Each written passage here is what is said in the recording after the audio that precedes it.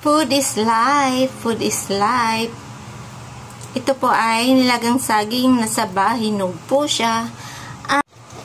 At meron din po tayong scrambled egg na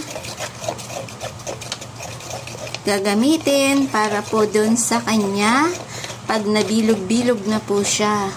At saka po yung breadcrumbs. Dito po natin pagugulong-gulungin pag nabuo na po natin ang ating banana smash. At ito na po ang ating mashed banana. Banana na hinog na ating mamasahin para mabuo po siya at mag-form po ng bilog. So, ayan guys, nakagawa po ako ng 15 na round. 15 po yan, 15 piraso. At ito yan po ay ipapaano natin dito. Nagsuot ako guys ng gloves kasi medyo malagkit.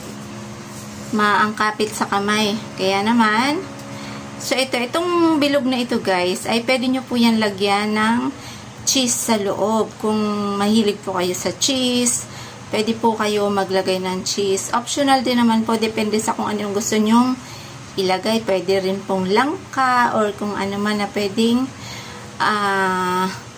twist ng kanyang lasa. Pwede rin pong pineapple, mga ganun po ba. So, kaya tayo po ay may scrambled egg dahil yan po, pagugulungin po natin sa scrambled egg like this. Yung pinaikot-ikot ka, pinagulong-gulong ka like this. At ganun din sa breadcrumbs, lalagyan po natin yan ng breadcrumbs.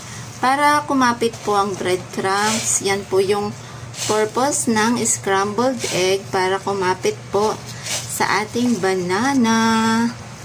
O diba? Nagpapainit na ako guys ng mantika at mukhang mainit na. At ilalagay naman natin. Same procedure lang ulit, ating pagugulungin sa scrambled egg and then sa breadcrumbs.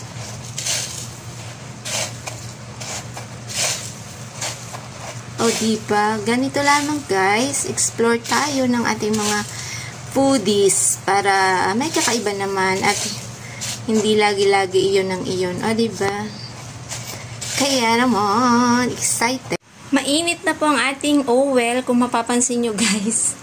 Ang ginamit kong oil kasi ay yung aking pinagprituhan ng fried chicken. Try natin.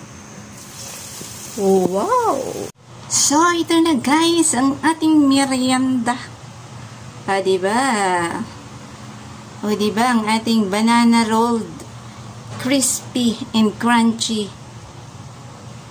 Pinaiba at makabagong pagluto ng ating saging na saba. That's it guys. Let's eat.